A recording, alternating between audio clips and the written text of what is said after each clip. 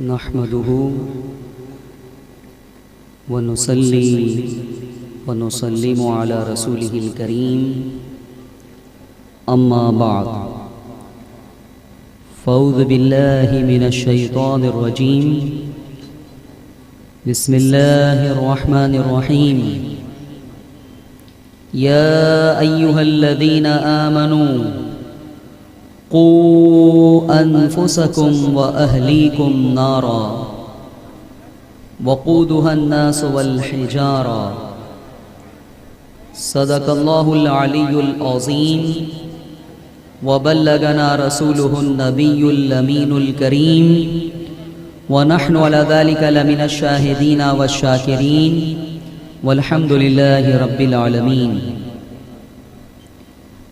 बुलंद आवाज़ से दुरूद पाक पढ़िए। अल्लाहुम्मा सल्लि अला सय्यिदिना व मौलाना मुहम्मदिन मादिनिल जूदि वल करम व अला आलिहि व अस्हाबिहि व बारिक वसल्लिम।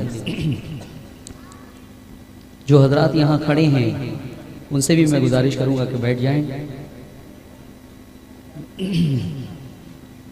इसी के कम से कम 1 घंटा आपको मेरी गुफ्तगू समाअत करनी है। अपनी असली गुफ्तगू से पहले मैं 2 रोज पहले जो फितना बपा हुआ उसकी मजम्मत करना चाहूंगा। एक मुफ्ती ने मीडिया पर यह बयान दिया कि शंकर जो हिंदुओं का भगवान है वही हजरत आदम है माज़अल्लाह, और पार्वती ये हव्वा है माज़अल्लाह। और सिर्फ इतना ही नहीं कहा उसने, उस मौलवी का ताल्लुक जमीयतुल उलमा से है और जमीयतुल उलमा ही का वफ़द अयोध्या गया हुआ था।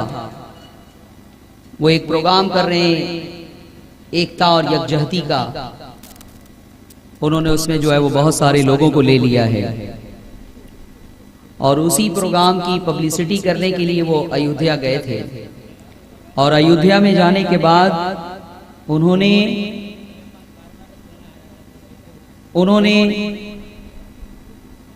दुरूद पाक पढ़ी। अल्लाहुम्मा सल्लि अला सय्यिदिना व मौलाना मुहम्मदिन मादिनिल जूदि वल करम व अला आलिहि व अस्हाबिहि व बारिक वसल्लम।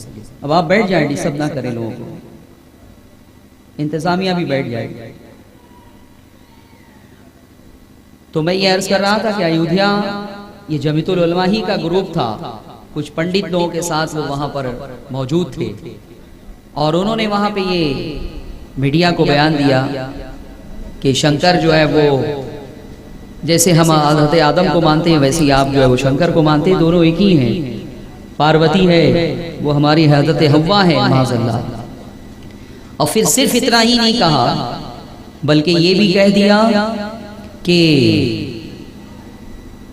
हिंदुस्तान का रहने वाला हर शख्स हिंदू है माज़अल्लाह। हिंदुस्तान का रहने वाला हर शख्स हिंदू है। उसकी इस बयान की हम पुरजोर मजम्मत करते हैं। आप भी मजम्मत करते हैं? हाथ उठाएं। पुरजोर मजम्मत करते हैं। ये बयान गैर शरई बयान है, ये बयान गैर इस्लामी बयान है, ये बयान इंतहाई बदबख्ताना बयान है और ये बयान हजरत आदम अला नबीना अलैहिस्सलातु वस्सलाम पर तौहीन पर मबनी बयान है। और एक मजमून भी मेरा आएगा, अभी वही मजमून मैं पूरा कर रहा था और यहाँ आने में ताखीर हो गई। और हमारे नूरी दारुल इफ्ता के मुफ्ती खलीफे मुहद्दिस कबीर हजरत अल्लामा मुफ्ती हसन रजा साहिब का एक फतवा भी जो है वो तैयार हो गया है, वो भी इस सिलसिले में आएगा कि जिस मुफ्ती ने ये बयान दिया है वो मुफ्ती खारिज इस्लाम है। वो मुफ्ती खारिजे इस्लाम है, वो काफिर हो गया, वो मुर्तद हो गया अपने खास इस बयान की वजह से। अब ये जो हुक्म लग रहा है, ये क्यों लग रहा है, कुछ बुनियादी बातें आप मुझसे सुन लें। मेरे अजीजों, मेरे दोस्तों, सबसे पहली बात तो ये कि ये हजरत आदम की तौहीन है। हजरत आदम की क्या किसी नबी की तौहीन आप बर्दाश्त कर सकते हैं? मुसलमान बर्दाश्त कर सकते हैं? जितने अंबिया हैं, हर नबी की ताज़ीम, तौक़ीर, उनको मानना, उन पर ईमान लाना, ये जो है वो इस्लाम की बुनियादी तालीमात में से है। और ये जो बयान दिया, इससे हज़रत आदम की तौहीन है। दूसरी बात, माज़अल्लाह, एक उसूल इस्लाम का याद रखें कि किसी नबी की नबूवत का इनकार कुफ्र है। क्या है? कुफ्र है। किसी नबी की नबूवत का इनकार। और ये भी कुफ्र है कि किसी गैर नबी को आप नबी बना दें। किसी गैर नबी की नबूवत का कायल हो जाना, ये भी कुफ्र है। दोनों जिन्होंने कुफ्र है। अब अगर उसने हजरत आदम को शंकर बनाया, तो बताओ हजरत आदम की नबूवत का इनकार किया या नहीं? अरे बोलो। या अगर शंकर को आदम करार दिया, तो एक ख्याली देवता को माज़अल्लाह उसने नबी बनाया या नहीं बनाया? माना या नहीं माना? ये दोनों जहतें कुफ्र हैं। कोई चाहे इसका इर्तिकाब करे, चाहे उसका इर्तिकाब करे, चाहे इस हद को पार करे, चाहे इस हद को पार करे, हर दो एतबार से ये कुफ्र है। और माज़अल्लाह इन्होंने ये कह दिया कि वो शंकर वही आदम है, माज़अल्लाह।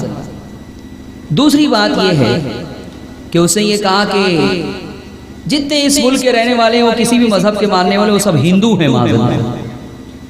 इस वक्त फिरका परस्त अनासिर मुसलमानों को मुर्तद बनाने के लिए तहरीक शुरू कर रखे हैं।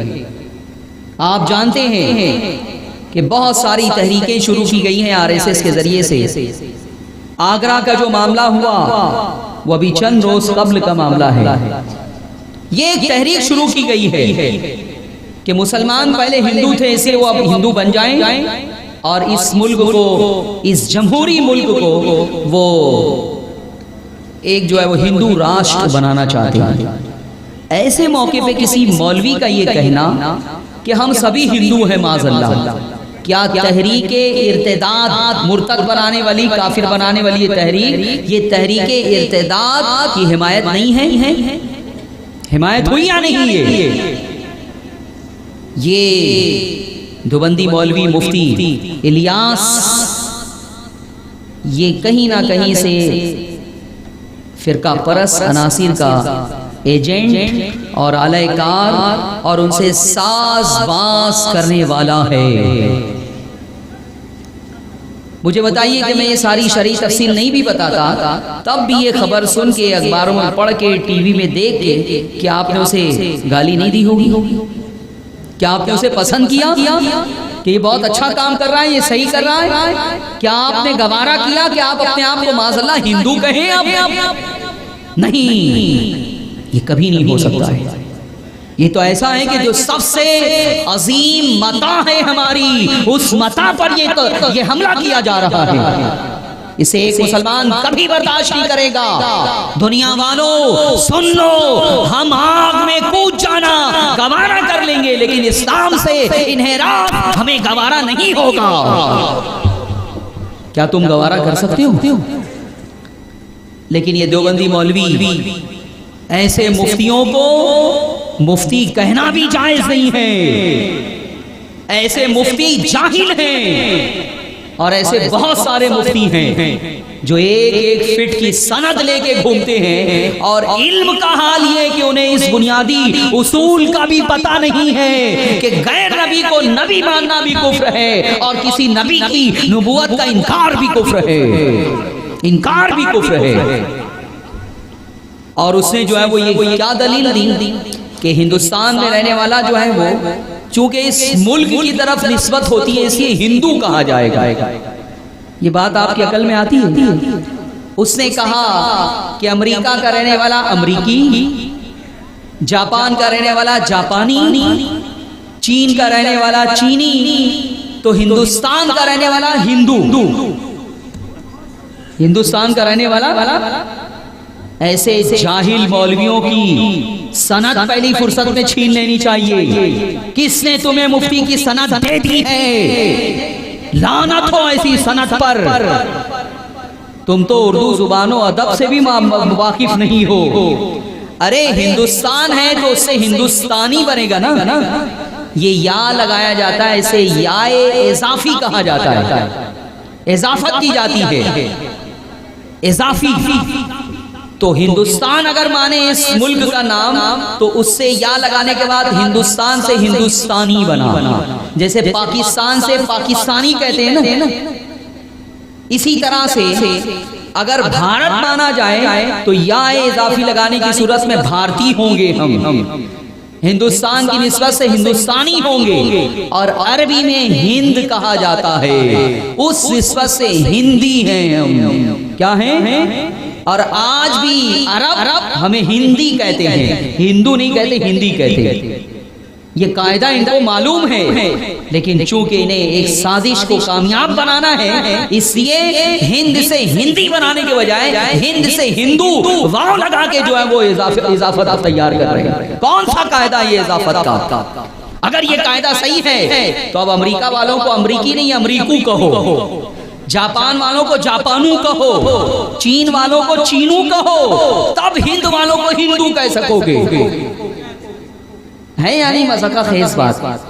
कितनी बड़ी जहालत का सबूत दिया है।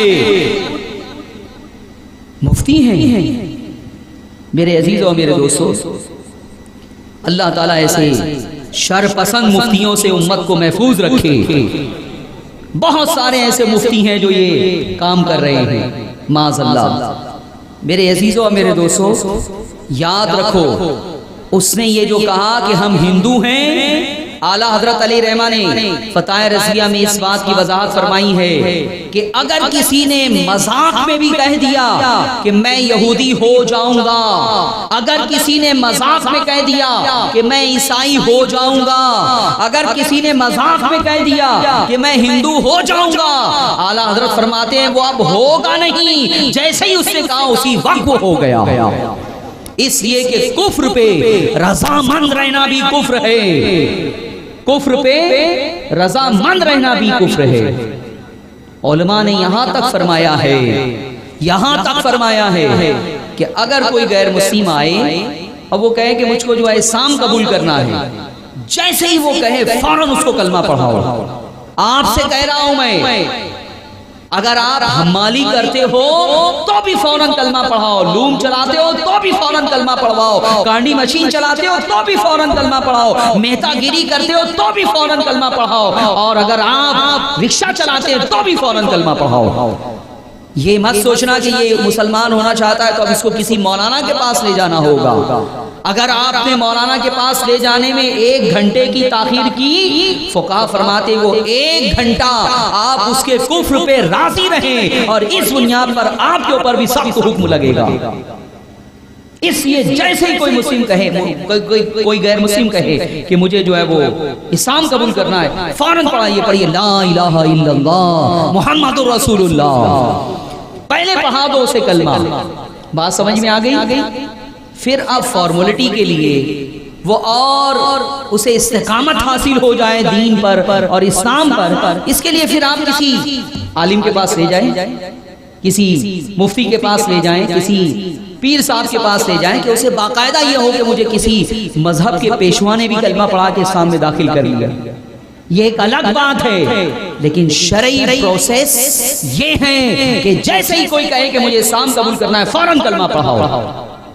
और इनका हाल ये है कि माज़अल्लाह ये फख्र से कह रहे हैं कि हम हिंदुस्तान में रहते हैं, हम हिंदू हैं, माज़अल्लाह।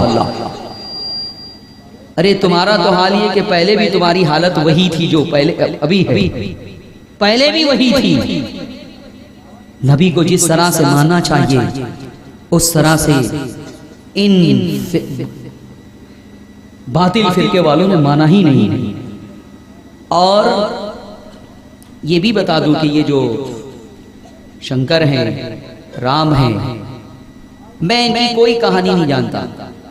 मेरा मुताला बिल्कुल नहीं है हिंदू मजहब के ऊपर, साफ बात बता रहा हूं। लेकिन मैं एक बात जानता हूं कि अभी 1 साल का अरसा भी नहीं हुआ, एक बहुत बड़े हिंदुस्तान के एडवोकेट हैं राम जेठमलानी, आपने नाम सुना होगा।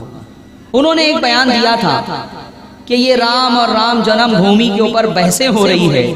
पहले इस बात की तहकीक होनी चाहिए कि राम नाम का कोई था भी या नहीं, राम नाम का कोई वजूद, कोई किरदार इस दुनिया के स्टेज पे था भी या नहीं। इसके ऊपर बड़ा वावेला मचाया गया, बहुत उनके ऊपर एतराज हुआ। अगर कोई मुसलमान ये बयान दे देता तो शायद फसाद भी हो जाता, लेकिन वो खुद चूंकि राम के मानने वाले थे और उन्होंने अपने ही राम के वजूद पे सवालिया निशान लगा दिया, तो हंगामा हुआ, मीडिया में बहसें हुई। लेकिन क्या इससे ये बात समझ में नहीं आती कि खुद राम के मानने वाले और शंकर के मानने वाले इन वजूदों के बारे में खुद मशकूक हैं कि ये थे भी कि नहीं, थे भी कि नहीं। राम जेठमलानी का ये किरदार है, और यहां मौलवी हो तुम, शर्म नहीं आती? शंकर के ऊपर ईमान ले आए माज़अल्लाह, उसे कबूल कर लिया, तस्लीम कर लिया, हजरत आदम बना दिया माज़अल्लाह। और दूसरी बात यह है कि यही वो लोग हैं जो आपसे दलील मांगते हैं कि तुम ये करते हो, लाओ कुरान से दलील, हदीस से दलील, तुम ये करते हो, लाओ हदीस कुरान से और सुन्नत से, तुम ये करते हो, लाओ इसकी दलील कुरान और सुन्नत से। इतना बड़ा कुफ्र तुमने किया है, क्या तुम साबित कर सकते हो कुरान और सुन्नत से कि शंकर नाम का कोई जिक्र कुरान में है और हदीस में है? कोई साबित कर सकता है इसे? ऐसे मौलवी को पकड़ो और पूछो उससे कि तूने ये जो बात की है कुरान में दिखा। याद रखो, ये जो कहा जाता है 1,24,000 पैगंबर आए, ये 1,24,000 जब भी कहा जाता है तो यूं नहीं कहा जाता 1,24,000, क्या कहा जाता है बताइए? देखिए पूरा मजमा बोल रहा है, क्या बोला जाता है? अरे तुम्हें मुबारक हो, इस बात का इल्म तुमको है, लेकिन वो मुफ्ती इतना बड़ा जाहिल है कि उसे पता नहीं है। ये क्यों कहा जाता है कमोबेश?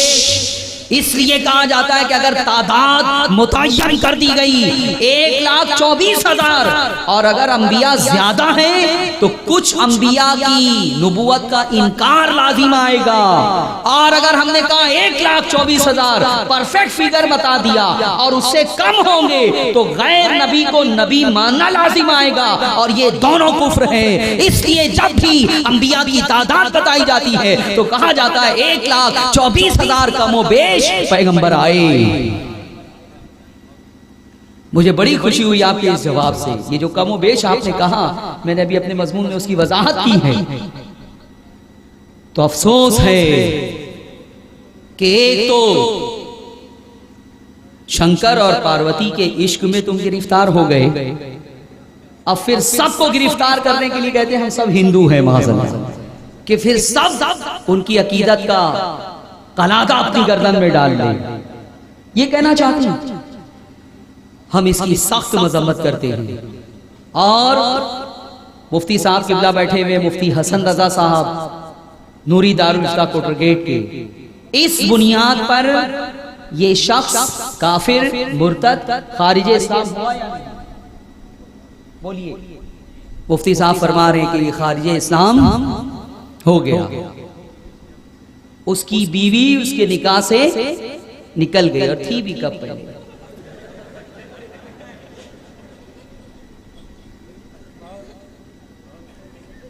ये तो एक प्रोसेस है कि जब कोई कुफ्र करे तो ये प्रोसेस होता है कि वो काफिर हुआ, इस्लाम से निकल गया, तजदीद ईमान करे। अगर किसी से मुरीद था, बैत था, तो तजदीद बैत करे। ये प्रोसेस है, उस एतबार से ये बता रहे हैं। वरना कल कोई ये फतवा लगाएगा वो तो था ही नहीं, तो आप खारिज कैसे कर रहे हैं? जो अंदर हो उसे बाहर निकाला जाता है, जो पहले से ही बाहर हो उसे क्या बाहर निकाला जाएगा? तो मेरे अजीजों और मेरे दोस्तों, एक प्रोसेस है शरीयत का, और कल मीडिया में भी बयान आएगा इंशाअल्लाह।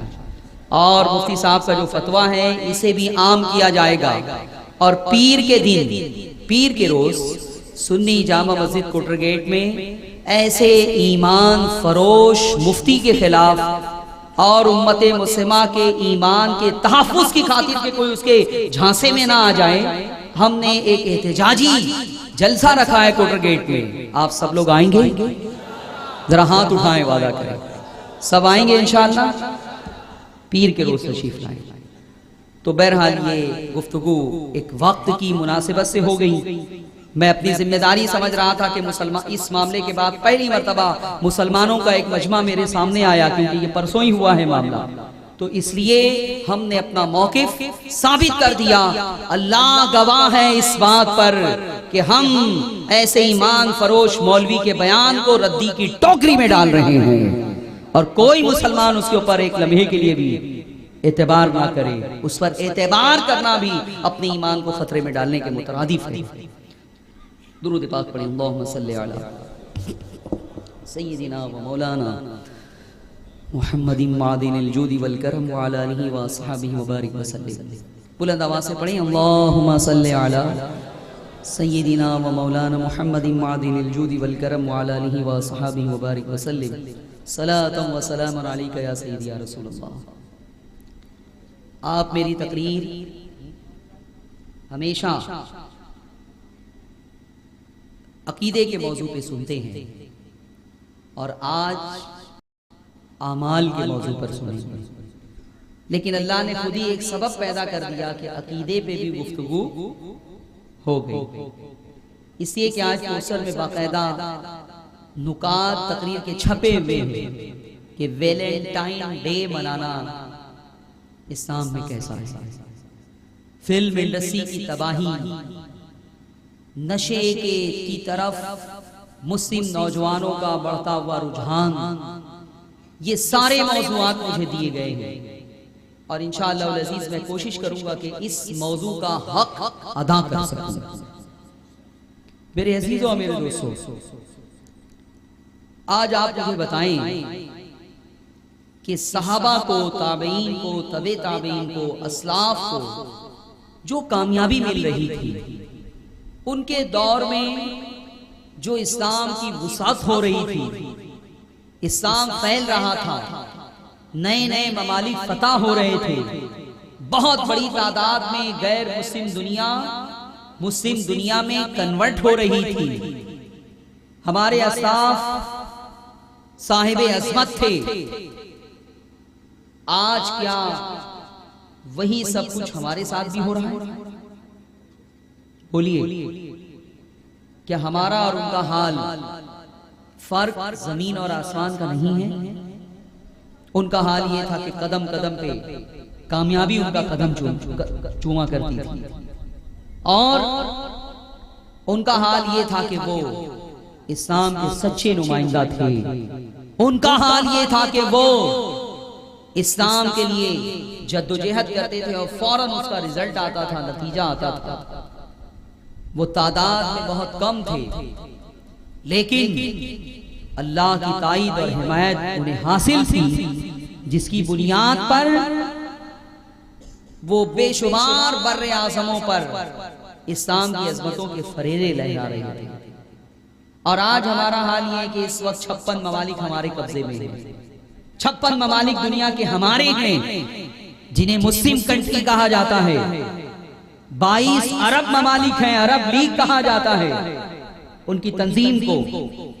लेकिन ये 56 ममालिक मिलके एक बैतुल मक़दिस, जिस पर चंद लाख यहूदी कब्जा किए हुए हैं, क्या आजाद करवा पा रहे हैं? बोलिए, नहीं। ऐसा क्यों है? ये बेबसी और बेकसी क्यों है कि 56 ममालिक हैं आपके पास? सहाबा के पास अगर 56 ममालिक उस दौर में हो गए होते तो वो पूरी दुनिया के ऊपर कब्जा कर लेते। पूरी दुनिया जो है इस्लाम के दामन में दाखिल हो जाती। लेकिन बताओ, आज 56 ममालिक हैं, 130 करोड़ मुसलमान हैं पूरी दुनिया में। 130 करोड़ मुसलमान, 1 अरब 30 करोड़ मुसलमान हैं, लेकिन एक बैतुल मक़दिस को आप आजाद क्यों नहीं करवा सकते?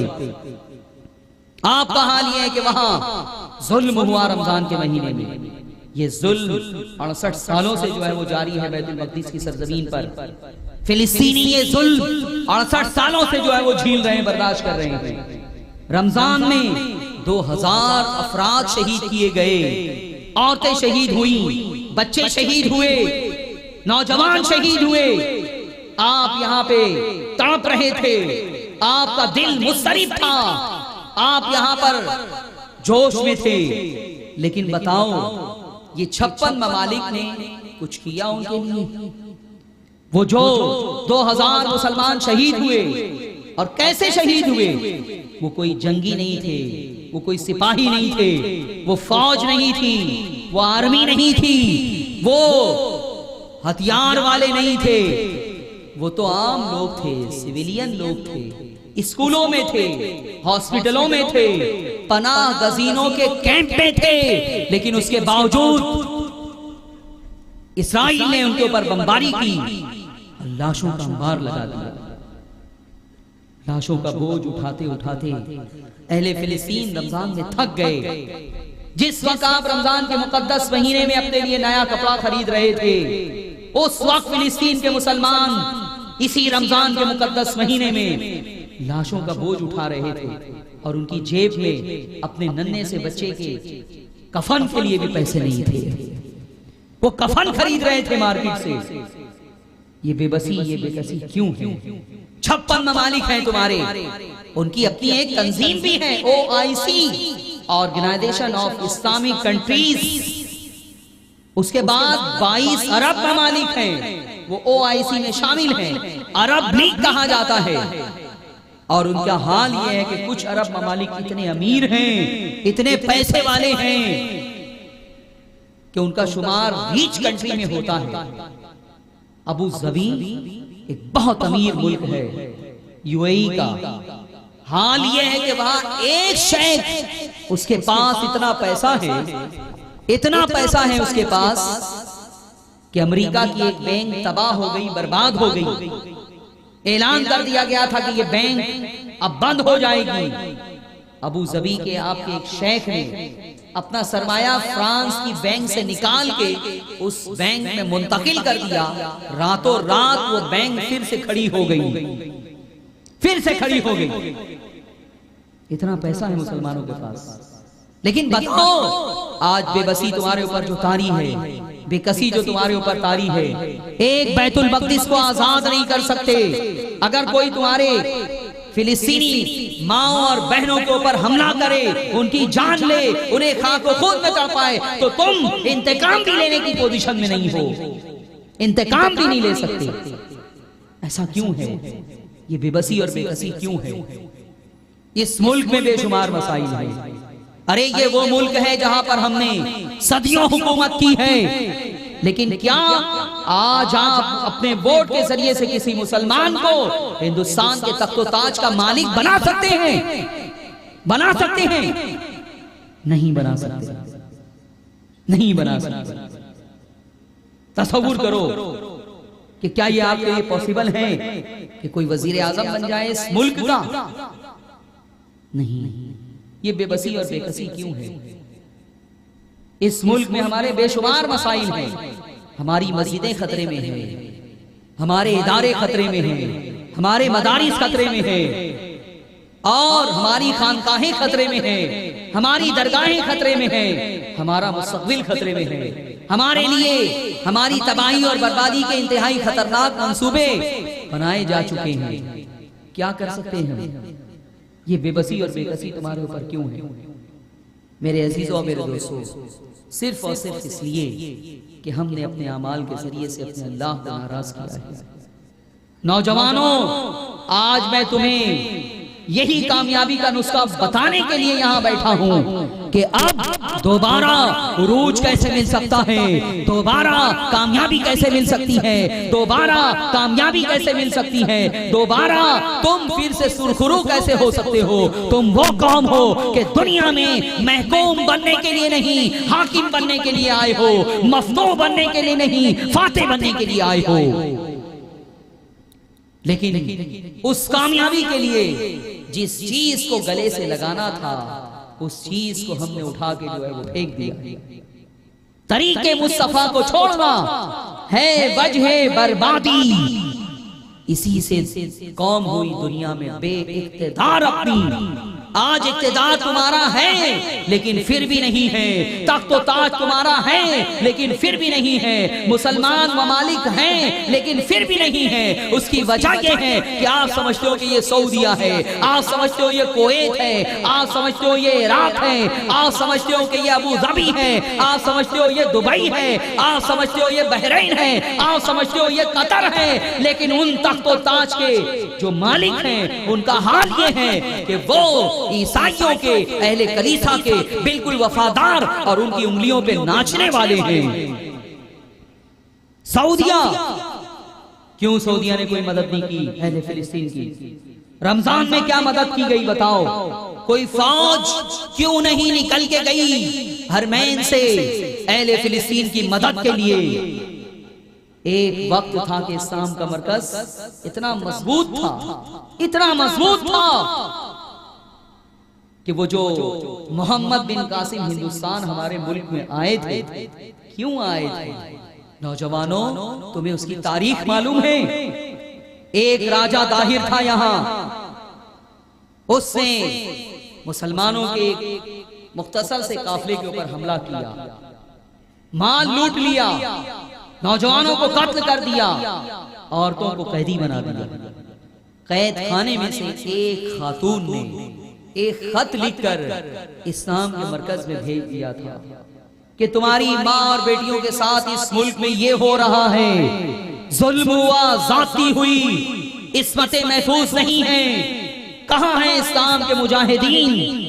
जब वो खत इस्लाम के मरकज में पहुंचा है तो उसे पढ़ के सुनाया गया, लोगों को जमा किया गया। उस खत को सुनने के बाद हर मुसलमान मक्के का, मदीने का, जजीरतुल अरब का वो जोश में आ गया और सब ने कहा कि हिंदुस्तान के लिए आप फौज रवाना करें। उस फौज में शामिल होकर अपनी माँ और बहनों की मदद के लिए, जिहाद करने के लिए हम में का हर नौजवान तैयार है, हर नौजवान तैयार है। फिर उसके बाद मोहम्मद बिन कासिम की सिपह सालारी में एक फौज सिंध तक आई। वो तो अल्लाह को कुछ और मंजूर था। सिंध वो पहुंचे थे फतह करते करते, और वहां पर उनका एक हासिद इस्लाम के मरकज में बादशाह बना दिया गया। उसने उन्हें वापस बुलाया और मोहम्मद बिन कासिम को कत्ल करवा दिया। अगर मोहम्मद बिन कासिम की शहादत ना हुई होती उस वक्त और वो मुसलसल आगे बढ़ते तो आज हिंदुस्तान का नक्शा कुछ और होता। लेकिन फिर गरीब नवाज ने बाद में वो काम, वो मिशन आगे बढ़ाया। मोहम्मद बिन कासिम के उस मिशन को किसने आगे बढ़ाया? हुजूर गरीब नवाज ने आगे बढ़ाया और अपने दौर में दावत के जरिए, तबलीग के जरिए 90 लाख लोगों को मुसलमान बनाया, इस्लामी हुकूमत कायम की। सुल्तान शमशुद्दीन अल्तमश जैसा बादशाह हुआ, वो हजरत कुतुबुद्दीन बख्तियार काकी का मुरीद था, और कुतुबुद्दीन बख्तियार काकी हजरत गरीब नवाज के खलीफा थे। दिल्ली में बैठ के उन्होंने दिल्ली को जो है वो हमवार किया है। बादशाह वक्त हजरत कुतुबुद्दीन बख्तियार काकी का मुरीद था, वो बड़ा नेक था, मुत्तकी था, परहेजगार था, सुल्तान शमशुद्दीन अल्तमश। और दुरूद पाक पढ़िए, अल्लाहुम्मा सल्ली अला सय्यिदिना व मौलाना मुहम्मदिन मादिल जुदी वल करम। उसके बाद इस मुल्क में सदियों हमारी हुकूमत रही। क्यों रही? जब तक मुसलमान अल्लाह के वफादार रहे, फरमाबरदार रहे, अपने अमाल के जरिए से अल्लाह की रहमत को दावत देते रहे, कामयाब रहे। जब हमने अपने अमाल के जरिए से अल्लाह के गजब को दावत देने का सिलसिला शुरू कर दिया, अब नाकाम हो गए, अब जलील हो गए, अब रुस्वा हो गए, अब बेवकार हो गए, अब बेइक़्तिदार हो गए, अब कुर्सी छीन ली गई, अब तख्तो ताज से महरूम कर दिए गए। वरना ये सुल्तान शमशुद्दीन कैसा बादशाह था? क्यों हिंदुस्तान का तख्तो ताज अल्लाह ने उसे उसके हवाले किया था? क्या आपका इस बात पर यकीन नहीं है कि तख्तो ताज देने वाली जात और तख्तो ताज छीनने वाली जात अल्लाह की जात है? बताओ। माजी में अगर उसने तख्त ताज दिया तो उसी ने दिया। आज महरूम हैं तो इसलिए हैं कि वो हमसे नाराज हैं। क्यों नाराज हैं, इसी पर गौर करना है। सुल्तान शमशुद्दीन अल्तमश कैसा मुत्तकी था, कैसा परहेजगार था, नमाजों का कैसा पाबंद था, सुन्नतों का कैसा पाबंद था। अरे जब सुल्तान शमशुद्दीन अल्तमश का इंतकाल हो गया, सुल्तान शमशुद्दीन अल्तमश की बात कर रहा हूं मैं, हजरत कुतुबुद्दीन बख्तियार काकी उनके शेख का, तो विसाल से पहले उन्होंने कहा था कि मेरी नमाज जनाजा वो पढ़ाएगा जिसने बालिग होने के बाद तहज्जुद की नमाज भी कभी तर्क ना की हो, तर्क ना की हो। बड़े बड़े आबिद जाहिद महसूस कर रहे थे कि इस मियार के हम तो नहीं हैं। कुतुबुद्दीन बख्तियार काकी का जनाजा तैयार करके लाके रख दिया गया। इंतजार हो रहा था कि कुतुबुद्दीन बख्तियार काकी ने जो शर्त लगा दी है उस शर्त पर कौन है जो पूरा उतर सके।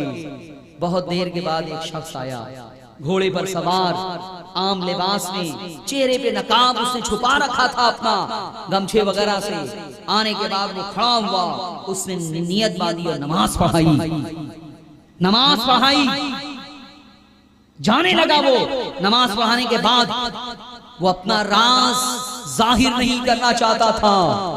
जाने लगा वापस, पकड़ लिया लोगों ने कि अपने जलवे ज़ेबा की जियारत को करवाते जाओ। हमारे दिल में तमन्ना है कि उस शख्स का हम चेहरा देख सके जिसने कुतुबुद्दीन बख्तियार काकी की नमाज जनाजा पढ़ाने का शरफ हासिल किया हो। जब बहुत जिद की, इसरार किया, लोगों ने पकड़ लिया। जब उसने अपना चेहरा खोला है तो दुनिया हैरत और इस्तेजाब के समुद्र में डूब गई कि ये दिल्ली के तख्त पर बैठा हुआ सुल्तान शमशुद्दीन अल्तमश है। नारे रिसालत, मसलके आला हजरत, उलमा अहले सुन्नत, नारे तकबीर। पता ये चला, मालूम ये हुआ कि जब हमारा किरदार ऐसा था तो तख्त और ताज के मालिक बना दिए गए थे, और जब तुमने फर्ज को भी तर्क करना शुरू कर दिया तो वो तख्त और ताज छीन लिया गया, छीन लिया गया। अब फिर से उसी दौर की तरफ लौटने की जरूरत है। अब फिर से वही मिजाज बनाने की जरूरत है। अब फिर से वही फिक्र पैदा करने की जरूरत है। अब फिर से कुरान को गले लगाने की जरूरत है। अब फिर से सुन्नतों की पाबंदी की जरूरत है। अगर तुम इसके लिए तैयार हो जाओ, तौबा कर लो, तो मैं इस वक्त दावे के साथ कहता हूं कि पूरी दुनिया के 130 करोड़ मुसलमान अपनी बदअमलियों से तौबा कर लें तो 1 घंटे का वक्त भी नहीं गुजरेगा। अल्लाह की हिमायत, अल्लाह की ताईद और अल्लाह की मदद तुम्हारे लिए उतर जाएगी। सुभान अल्लाह, सुभान अल्लाह। इसलिए नौजवानों, अपनी कौम के मुस्तकबिल को संवारने की जिम्मेदारी तुम्हारी है।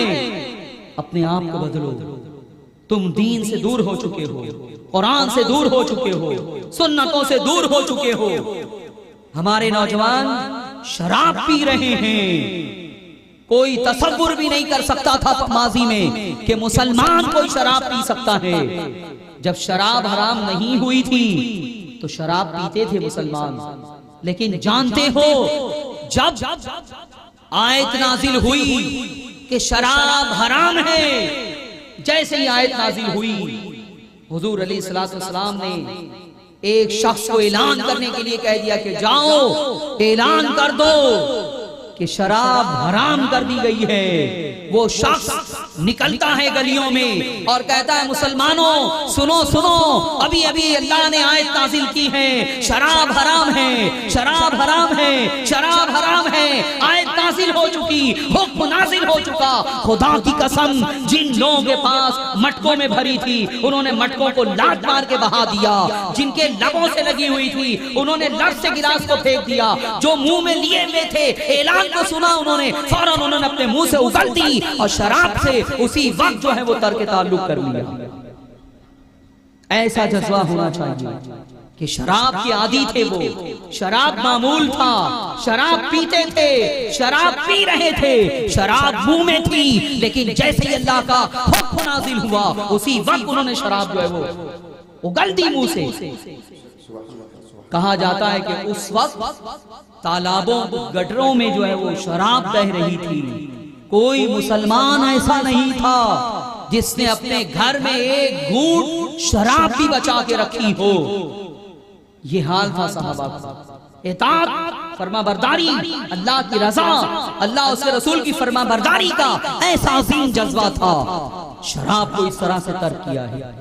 आज हमें तहरीक चलानी पड़ रही है नशे के खिलाफ कि मुसलमान नशा कर रहे हैं।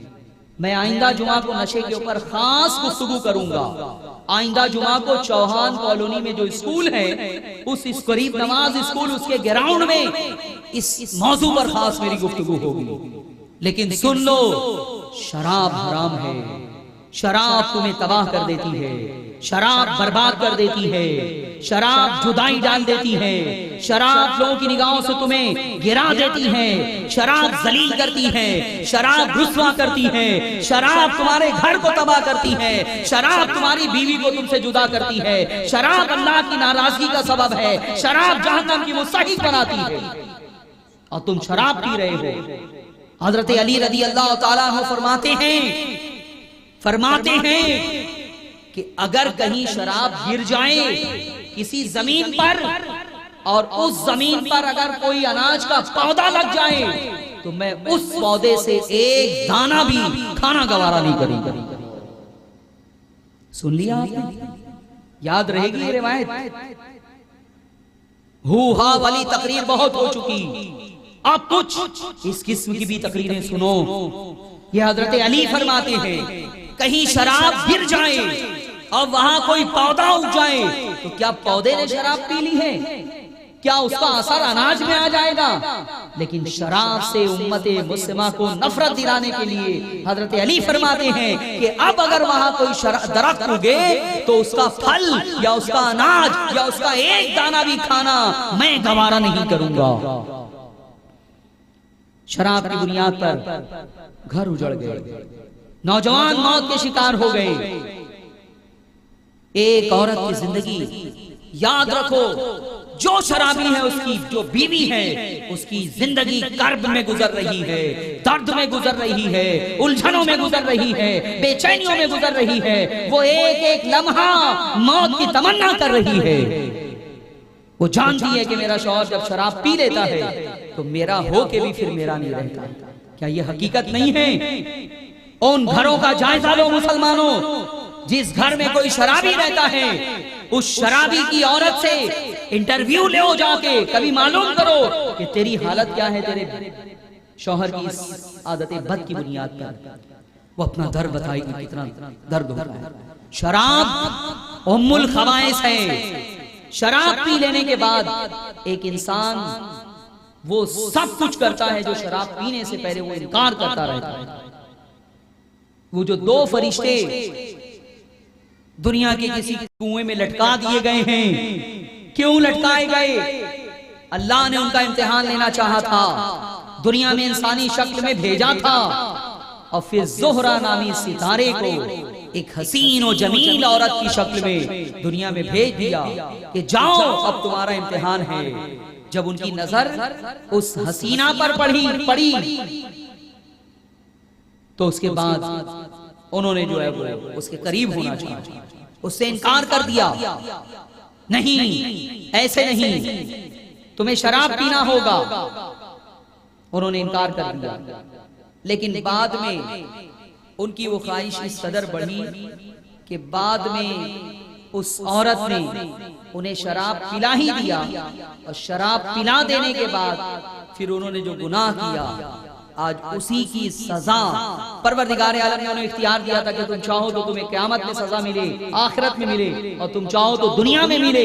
आज उन्होंने दुनिया के इस अजाब को इख्तियार कर लिया, इस सजा को इख्तियार कर लिया और आज कुएं में लटके हुए हैं। मेरे अजीजों, मेरे दोस्तों, ये शराब का नतीजा था। शराब पी लेने के बाद इंसान कुफ्र भी करता है, शिर्क भी करता है, माँ बाप को गालियां देता है। अरे शराब जिस घर में शराबी होता है, सुन लो, अल्लाह की लानत उस घर में बरसती है।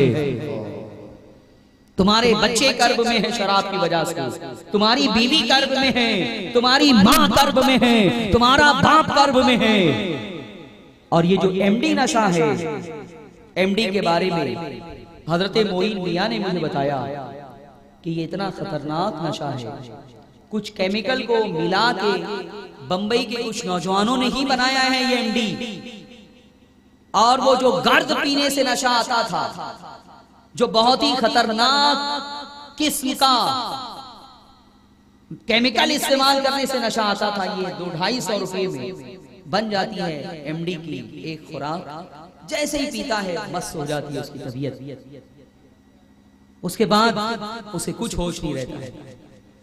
जानते हो, मोइन मियां ने बताया कि डॉक्टर माचिस वाला जो साइट्रिस्ट ने, उन्होंने बताया कि जब से ये नशा शुरू हुआ है, इसके पीने वाले 6 महीने से ज्यादा दुनिया में नहीं टिके हैं। 6 महीने में फेफड़ा खराब हो जाता है, 6 महीने में फेफड़ा एक्सपायर हो जाता है, 6 महीने में होल और सुराख हो जाता है, और 6 महीना जिंदा रहना एमडी इस्तेमाल करने वाले के लिए नामुमकिन होता है। क्यों तुम अपने आप को मौत की तरफ ढकेल रहे हो? ये खुदकुशी कर रहे हो तुम, एमडी और नशा, शराब पीकर, चरस पीकर, गांजा पीकर। इसलिए नौजवानों, अगर तुम मुब्तला नहीं हो तो ये अहद करो कि इंशाअल्लाह जिंदगी की आखिरी सांस तक इस नजासत से और इस गुनाह से हम मुश्तनिब रहेंगे इंशाअल्लाह। जोर से कहिए इंशाअल्लाह, इंशाअल्लाह। और जो मुब्तला है मैं उनसे कहूंगा तौबा कर लो, तौबा कर लो। शराब के नशे में अगर मौत आ गई तो याद रखो अंजाम बहुत खराब होगा। अगर शराब के नशे में मौत आ गई तो कोई इमाम नमाज पढ़ाने का रवादार ना हो। बताओ, अगर मोहल्ले में मशहूर हो जाए कि वो शराबी था, शराब पी के पड़ा था, मर गया, इमाम के पास जाएंगे, चलिए नमाज जनाजा पढ़ा दीजिए, वो मजबूर होकर जाएगा कि अगर मैंने ना पढ़ाई तो ये लोग नाराज होंगे, ताप नाजिल होगा, इनकी मुखालफतों का सामना करना पड़ेगा, गुस्से का सामना करना पड़ेगा, इस डर से जाके पढ़ाएगा। लेकिन बताओ, क्या इमाम दिल से उसकी नमाज जनाजा पढ़ाएगा? जिसका इंतकाल, जिसकी मौत हालत शराब में हुई हो, हालत नशा में हुई हो, इसलिए ये बहुत बड़ी लानत है। हम सब इस लानत से अपने मुआशरे को बचाने का आज़्म करते हैं। हाथ उठाओ, ना शराब पिएंगे, ना पीने देंगे। बोलो, ना शराब पिएंगे, ना पीने देंगे। जो नौजवान इसका आदी है उसे समझाइए। अगर कोई छोड़ना चाहता है और इलाज कराना है तो वो हमसे राब्ता करे, हम उसका इलाज भी करवा देंगे इंशाअल्लाह। इलाज होता है, लत छूट जाती है, उसके बाद दूसरी जो बीमारी है वो है फिल्म दुनिया की पैदा की हुई। इस वक्त नौजवान बेहयाई कर रहे हैं, बेशर्मी कर रहे हैं, बदनिगाही कर रहे हैं, बदकिरदारी कर रहे हैं, ज़िना कर रहे हैं, रेप कर रहे हैं, लड़कियों को उठा रहे हैं। हमारी माँ और बहनों की इज्जत मुआशरे में महफूज नहीं है। ये सब कहां से जहन मिला नौजवानों को? ये सब कहां से सीखा है नौजवानों ने? ये अगवा करना, ये चोरी करना, ये डाका डालना, ये लड़कियों को उठाना, ये रेप करना, ये ज़िना करना कहां से सीखा है नौजवानों ने? बताओ, ये फिल्मी दुनिया ने सिखाया है। तुमने क्या समझ रखा है फिल्मी दुनिया को? आज मुआशरे में जितनी बुराइयां हैं, मैं कहता हूं 60% बुराइयां ये फिल्म इंडस्ट्री की पैदा की हुई है। हमें तो हुकूमत से मुतालबा करना चाहिए कि फिल्मी दुनिया को बंद किया जाए। बेहयाई को फरोग दे रहे हैं, ये बेशर्मी को फरोग दे रहे हैं, नौजवानों को बेहया बना रहे हैं, बदकिरदार बना रहे हैं, जानी बना रहे हैं, रेप करने वाला बना रहे हैं, अगवा करने वाला बना रहे हैं, और नौजवानों को आवारा ज़हनी अय्याश बना रही है। जानते नहीं है फिल्म में क्या होता है? सुन लो, यूसुफ रजा के घर आज तक टीवी नहीं आया, और ना मैंने आज तक थिएटर में कदम रखा है। अल्लाह ने बचपन से बचाया, अल्हम्दुलिल्लाह। अब 1 साल से घर में हमने टीवी लगाया है, लेकिन सिर्फ उसमें मदनी चैनल आता है। वो छतरी लगी हुई है, उसके अलावा उसके अंदर कोई ऑप्शन नहीं है, सिर्फ मदनी चैनल आ रहा है। ये 1 साल से हुआ है। उसमें ना औरत है, उसमें ना म्यूजिक है, ना एडवर्टाइज है। ये खालिस इस्लामी उसूलों और शरीयत के मुताबिक चलाया जा रहा है मेरे अजीजों, मेरे दोस्तों। लेकिन आपके घर में क्या है? या आपने जो टीवी लाके रखा है, 500 चैनल चल रहे हैं, क्या दिखाया जा रहा है उसमें आप नहीं जानते। मैं तो सिर्फ अंदाजा करता हूं, जब कभी नजर पड़ जाती है कहीं टीवी पर, मैं अंदाजा करता हूं अखबारात की तस्वीरों से जो छप रही है उर्दू अखबारात में, हिंदी अखबारात में, मराठी अखबारात में। हम जब इंटरनेट खोलते हैं, अपना ईमेल चेक करना होता है, लेकिन इंटरनेट के दाएं बाएं जो तस्वीरें आती हैं वो देख के हमको हमारे ऊपर लर्जा तारी हो जाता है कि क्या होगा हमारी नौजवानों का, हमारी नस्लों का क्या होगा। क्या नहीं दिखाया जा रहा है। फिल्मी दुनिया ने हमारी मां और बहनों को बेहया बनाया, बेशरम बनाया, उनके ऊपर से पहले नकाब उतारा, और अब जो जिस्म का कपड़ा है फिल्मी दुनिया ने वो भी जिस्म का कपड़ा भी उतार दिया है। क्या ये हकीकत नहीं है? क्या आज बरहाना औरतें नहीं दिखाई जा रही हैं? अरे पहले हाल ये था कि औरत उसकी कोई कलाई भी नहीं देख सकता था, औरत के पैर भी नहीं देख सकता था, वो गोरी है या काली है उसका कोई अंदाजा भी नहीं कर सकता था। लेकिन आज ये हो गया है कि हमारे माशरे से बुर्का नकाब खत्म हो चुका। जो मॉडर्न है वो तो पहनना तर्क कर चुके हैं, वो ऐब समझ रहे हैं, वो फैशन के खिलाफ समझ रहे हैं, वो अपने आप को मॉडर्न करार दे रहे हैं। और फिर उसके बाद जो और भी ज्यादा एडवांस हैं वो जिस्म का कपड़ा भी उतार रहे हैं। अब हाल ये है कि औरत माशाअल्लाह एक अंडरवेयर पहन ले और एक चिंदी अपने सीने पे लगा ले, अब पूरा जिस्म जो है वो बरहना कर ले। आज की ये नंगी दुनिया, आज के ये अय्याश लोग, आज के ये फिल्म इंडस्ट्री वाले और ये हमारी हुकूमत भी ऐसी बेहया है कि ये अब इसे बेहयाई करार नहीं देती। क्या होगा हमारी नौजवानों का, नस्लों का? मेरे अजीजों, मेरे दोस्तों, पूरा जिस्म बरहना है, रान दिख रही है, स्कर्ट पहन के जो है वो निकल रही है लड़कियां। ये मिजाज, इसे फरोग देने वाली फिल्म इंडस्ट्री है। ये पैसा कमाने के लिए, ये दुनिया संवारने के लिए, ये अमीर बनने के लिए, ये दौलतमंद बनने के लिए, मेरे अजीजों और मेरे दोस्तों, इस मिजाज को फरोग दे रहे हैं। फिल्म इंडस्ट्री बहुत अमीर होती है। ये नौजवान खूबसूरत लड़कियों की कतार फिल्म इंडस्ट्री के बाहर क्यों लगती है? ये क्यों लगी हुई है? मुस्लिम लड़कियां भी उस कतार में नजर आएगी। हिंदू हो, ईसाई हो, यहूदी हो, सिख हो, तो उनके यहाँ हया का, पर्दे का कोई तस्वुर और कोई कानून नहीं है। लेकिन बताओ, उस मजहब की मानने वाली नौजवान लड़कियां क्यों जा रही हैं जहां पर्दे का हुक्म दिया गया है, जहां हिजाब का हुक्म दिया गया है, जहां शर्म की तालीम दी गई है, जहां हया की तालीम दी गई है? क्यों जा रही है? कितनी लड़कियां हैं फिल्म इंडस्ट्री में, मुस्लिम लड़कियां, आप अच्छी तरह से जानते हैं। ये फिल्म इंडस्ट्री तबाह कर रही है, तुम्हें बर्बाद कर रही है। हमारी बच्चियां देखती है कि ये इस तरह से शोहरत भी मिल रही है, इस हीरोइन को दौलत भी मिल रही है, मैगजीन में फोटो छप रहा है, अखबारात में फोटो छप रहा है। ये तो फन हो गया है।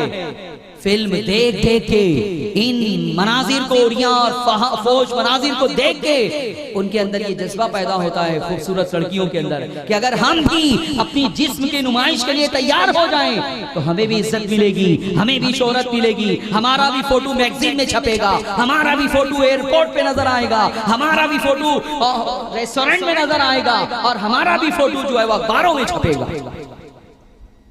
ये मिजाज फिल्म इंडस्ट्री दे रही है। इसलिए इस दौर के दुश्मनों को की जो लिस्ट तुम्हारी तैयार होनी चाहिए, एक सबसे बड़ा दुश्मन हमारा फिल्म इंडस्ट्री है। मैं इसकी शदीद मजम्मत करता हूँ, हुकूमत से मुतालबा करता हूँ कि वो फिल्म इंडस्ट्री को बंद कर दे, इस सिलसिले को बंद कर दे, वरना याद रखो हमारी नस्लें तो महफूज नहीं है, तुम्हारी भी नस्लें महफूज नहीं रहेंगी। आज वावेला मचाया जा रहा है, रेप हो गया, लड़की को उठा के ले गए, कार में बिठा के ले गए और ज़िना हुआ, इज्तिमाई इस्मत दरी हुई। अरे नौजवानों को ये हिम्मत किसने दी, ये मिजाज किसने दिया, ये फिक्र किसने दी? तुम पहले उस सरचश्मे को बंद करो जहां से बेहयाई को फरोग मिल रहा है, उसके बाद इन जराइम के ऊपर काबू पाया जा सकता है। फिल्म देखने जा रहे हो, हुकूमत बनवा रही है, फिल्म लाइसेंस दे रही है, इशू करवा रही है, सेंसर बोर्ड बना के रखा है। सेंसर बोर्ड के अफराद इतने बेहया हैं, इतने बेगैरत हैं, इतने आवारा हैं, इससे इतने इंसानियत के दुश्मन हैं कि वो सारे नंगे मनाजिर को पास कर रहे हैं कि ये सब चलेगा। ये इनकी बेहयाई है, ये बेशर्मी है, इंतहा है ये। और उसके बाद एक और कारोबार शुरू कर दिया गया है, मिस वर्ल्ड का। मिस वर्ल्ड का मेरे अजीजों, मेरे दोस्तों, ये क्या हो रहा है? ये एक खतरनाक जहन है। या याश लोग हैं दुनिया के दौलतमंद, ये प्रोग्राम वो मुनक्किद करते हैं कि इसी बहाने दुनिया की हसीन तरीन लड़कियां हमारे पास आएंगी और उसके बाद वो इंतहाई बेहयाई बदकिरदारी के बाद उन्हें मिस वर्ल्ड का जो है वो खिताब दिया जाता है। और अब ये फैशन बनता जा रहा है। हर खूबसूरत लड़की के दिल में ये तमन्ना है, चाहे वो हमारी कौम से उसका ताल्लुक हो या दूसरी कौम से, कि वो भी उसके अंदर शरीक हो, बहुत बड़ा जो है वो इनाम हासिल करे, बहुत बड़ा टाइटल हासिल करे मिस वर्ल्ड का। ये बेहयाई, बेशर्मी, ये कहां ले जा रही है तुम्हें? दुरूद पाक पढ़ें, अल्लाहुम्मा सल्ली अला सय्यिदिना व मौलाना मुहम्मदिन मादिनिल जुदी वल करम व अला आलिहि व असहाबिहि व बारिक व सल्लिम सलातन व सलामन अलैका या सय्यदी या रसूलल्लाह। मेरे अजीजों, मेरे दोस्तों, मेरी बात आपको समझ में आ रही होगी। उसके बाद इंटरनेट है। इंटरनेट फिल्म से भी ज्यादा खतरनाक है। फिल्म तो जो शुरू हो गई, जो उसमें है वही दिखेगा। इंटरनेट के जरिए क्या हो रहा है? इंटरनेट के जरिए से फिल्म से भी ज्यादा बेहयाई, बदकिरदारी और इससे भी ज्यादा खतरनाक काम इंटरनेट के जरिए हो रहा है। इसलिए नौजवानों के ऊपर कंट्रोल रखो। आप नौजवान हैं, अल्लाह की खातिर मैं भी आपको बताऊंगा कि हमारी जिंदगी की हैसियत क्या है। ये 2 रोजा जिंदगी है जिसमें तुम्हें दुनिया ने बेहया बना दिया। तुमने उनकी दावत पे लब्बैक कहा, वहां चले गए, अल्लाह नाराज हो गया, इक्तिदार छीन लिया गया, अज़मतें छीन ली गई, तख्तो ताज छीन लिया गया, बेवकार हो गए, जलील और रुस्वा हो गए। अब भी तुम्हें एहसास नहीं है, अब भी तुम्हें एहसास नहीं है। इसलिए तौबा करो, इंटरनेट से भी तौबा करो। ऐसी ऐसी वेबसाइट बनाई गई है माज़अल्लाह कि इंसान जो चाहे वो मंजर उसके अंदर देख सकता है। ये सब कुछ हो रहा है। अखबारात का हाल ले लीजिए, हिंदी अखबारात को जाने दो, इंग्लिश अखबारात को जाने दो, उर्दू अखबारात को मुसलमान निकाल रहे हैं। उर्दू अखबारात का क्या हाल है? क्या उसमें ऐसी तस्वीर नहीं छापी जा रही है जो बरहना औरत की तस्वीर है, जिस्म की नुमाइश हो रही है? अल्लाह का कलमा पढ़ने वाले, रसूलुल्लाह का कलमा पढ़ने वाले, अपने आप को मुसलमान कहने वाले, या अखबार के मुदीर या अखबार के मालिकान उन तस्वीरों को इसलिए छाप रहे हैं कि उनका अखबार फ्रंट पे जब एक खूबसूरत चेहरा होगा तो नौजवान जो है वो खाही न खाही उसे खरीदेगा। मैगजीन का धंधा शुरू किया गया है। हर मैगजीन पर एक खूबसूरत चेहरा छाप दिया जाता है ताकि मार्केट पे जब वो लगा हो बेशुमार किताबों के बीच में तो नौजवान उसे फौरन उठाए और उनकी वो मैगजीन, उनका वो रिसाला गरम केक की तरह जो है वो बिके। ये सब दुनिया कमाने के लिए हमारी माँ और बहनों को बेहया बनाया गया और आजादी निस्वा के नाम पर ये जुल्म किया जा रहा है। मैं अपनी माँ और बहनों से भी कहूंगा कि इनके झांसे में ना आना, इनकी दावत पे लब्बैक ना कहना। कहीं ऐसा ना हो कि तुम्हारी आखिरत तबाह हो जाए, तुम्हारी कब्र आग का जो है वो गढ़ा बन जाए, जहन्नम बन जाए। इसलिए कि जो दुनिया में बेहयाई करेगा, बदनिगाही करेगा, जब मौत आएगी बड़ी सख्ती के साथ रूह निकाली जाएगी। कयामत के दिन नौजवानों, ये जो तुम कर रहे हो इससे तौबा कर लो। कयामत के दिन रसूल अकरम सल्लल्लाहु अलैहि वसल्लम ने फरमाया कि ऐसे शख्स की आंख में आग की सलाई डाली जाएगी, जिस तरह से सुरमे की सलाई के जरिए से तुम सुरमा लगाते हो, उस तरह से आग की सलाई होगी और तुम्हारी आंखों में डाल दी जाएगी। बेहयाई करने वाले, बदनिगाही करने वाले, नाजायज कामों को देखने वाले और नौजवान लड़कियों को, बेपर्दा लड़कियों को घूरने वालों को ये होगा। क्या तुम्हारा जिस्म इस आग का मुतहम्मिल है, इस अजाब का मुतहम्मिल है? नहीं, कोई नौजवान, कोई इंसान इसे नहीं झेल सकता। अरे हमारा तो हाल ये है कि चंद सेकंड के लिए एक आग का अंगारा भी हम अपने जिस्म पे बर्दाश्त नहीं कर सकते। बताओ, बदनिगाही की बुनियाद पर हुजूर ने फरमाया कि आग की सलाई तुम्हारी आंखों में डाल दी जाएगी। उस वक्त उस अजाब को सहने की ताकत किसमें है? और ये भी बता दूं कि निगाहों की ये लज्जत जिस नौजवान की आदत हो जाती है, उसे फिर खूबसूरत चेहरा देखे बगैर चैन नहीं होता है। वो अखबार तलाश करता है जिसमें खूबसूरत चेहरा छपा हो, वो मैगजीन तलाश करता है, वो मोबाइल में सर्च करता है, वो इंटरनेट में सर्च करता है। हर भूख इंसान की मिट जाती है। थोड़ी देर के बाद इंसान उससे जो है वो बेनियाज हो जाता है, वो प्यास बुझ जाती है। बदनिगाही एक ऐसी भूख है, एक ऐसी प्यास है कि 1,00,000 मरतबा भी अगर नजरें देखेगी तब भी नजरें सैर नहीं होगी। इसीलिए आका अलैहिस्सलाम ने फरमाया कि निगाहें भी ज़िना करती है। सहाबा हैरान हो गए कि या रसूल अल्लाह, ये निगाह कैसे ज़िना कर सकती है? ये निगाहों का रेप क्या है? तो हुजूर अलैहिस्सलाम ने फरमाया कि जब तुम किसी को घूरते हो, किसी को नाजायज काम को देखते हो, या किसी औरत के ऊपर नजर डालते हो, तो ये ज़िना होता है आंखों का। कान का भी ज़िना होता है और दिल का भी ज़िना होता है। यह आका अलैहिस्सलाम ने बयान फरमाया। इसलिए मुसलमानों, हमारी आखिरत भी तबाह हो रही है और हमारी दुनिया भी तबाह हो रही है। फिल्म इंडस्ट्री के खिलाफ आप तैयार हो जाएं, एहतजाज करें। पोस्टर आपके मोहल्लों में लगे होते हैं, जहां ऐसे पोस्टर नजर आए, फाड़ दो, फड़वा दो। फाड़ सकते हो तो खुद फाड़ो, नहीं तो बच्चों से फड़वा दो ऐसे पोस्टर। अपने इलाके में पाबंदी लगा दो, जब लगाने वाला आए उसे लगाने ना दो। कैसा अजीब माहौल बन गया है कि थिएटर में जाता है एक मुसलमान टिकट खरीद के अल्लाह के गज़ब को दावत देने के लिए। जो माल उसने हलाल तुम्हें अता फरमाया है, उसी से टिकट खरीद के अल्लाह के गज़ब को दावत देते हो। कभी तुमने सोचा कि अगर थिएटर में मौत आ गई तो फिर क्या होगा?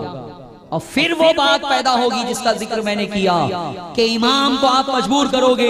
यू शख्स की नमाज जनाजा पढ़ानी है जो थिएटर में मरा है, बताओ इमाम का दिल गवारा करेगा कि वो उसकी नमाज जनाजा पढ़ाए, उसकी मगफिरत की दुआ करे? नहीं। तुम्हारे अस्लाफ का क्या किरदार था? हाय हाय, मुजाहिदीन इस्लाम ईसाइयों से मुकाबला कर रहे थे, जिहाद कर रहे थे। ईसाई बादशाह ने अपनी फौज में जोश पैदा करने के लिए कहा कि मुजाहिदीन इस्लाम के लश्कर का जो सिपाहसालार है, जो उसका सर काट के लाएगा, मैं अपनी बेटी से उसका निकाह कर दूंगा, मैं उस शख्स को अपना दामाद बना लूंगा। और उस बादशाह की बेटी थी बड़ी हसीन और जमील, ज़ोहरा जबीन। जैसे ये ऐलान हुआ, ईसाई फौजों में, ईसाई फौज में जोश पैदा हो गया, जोश पैदा हो गया। मुजाहिदीन इस्लाम को जब इस बात की इत्तला हुई तो सिपाहसालार ने ऐलान किया कि जो इस ईसाई बादशाह का सर काट के लाएगा, हम उसका निकाह उसकी बेटी से कर देंगे, उसकी शहजादी से कर देंगे। फिर मारा गया वो बादशाह। अल्लाह ने मुजाहिदीन इस्लाम को फतह अता फरमाई, मारा गया वो। लेकिन उसे किसने मारा ये पता नहीं चल रहा था। फिर उसके बाद उसकी बेटी भी कैद कर ली गई और उसकी बेटी को पूछा गया। पहले तो सिपाहसालार ने ऐलान किया कि किसने ईसाई बादशाह को कत्ल किया है, वो आए। उसे इनाम दिया जाएगा। जिस चीज का वादा किया गया वो वादा पूरा किया जाएगा। एक भी मुजाहिद ना उठा, कोई एक तो रहा होगा जिससे कत्ल किया, एक भी ना उठा। फिर उसके बाद शहजादी उसने खुद बताया कि ये नौजवान है जिससे मेरे बाप को कत्ल किया है, ये नौजवान है। बादशाह ने, सिपाहसालार ने कहा खड़े हो जाओ। कहा कि तुम्हें इस ऐलान का पता था? कहा हाँ मुझे पता था, आपने ये ऐलान किया। कहा जब तुमने बादशाह को कत्ल कर दिया तो अब जंग का गुबार छटने के बाद तुम अपना इनाम लेने के लिए क्यों नहीं आए?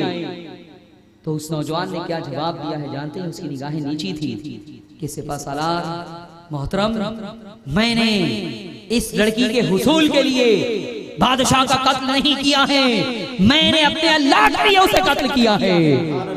नारे तकबीर, नारे रिसालत, इस्लाहे मुआशरा कॉन्फ्रेंस, नारे तकबीर, नारे रिसालत। मैंने अपने अल्लाह के लिए कत्ल किया है और मेरे इस अमल का अल्लाह ही मुझे कयामत के दिन अजर अता फरमाएगा।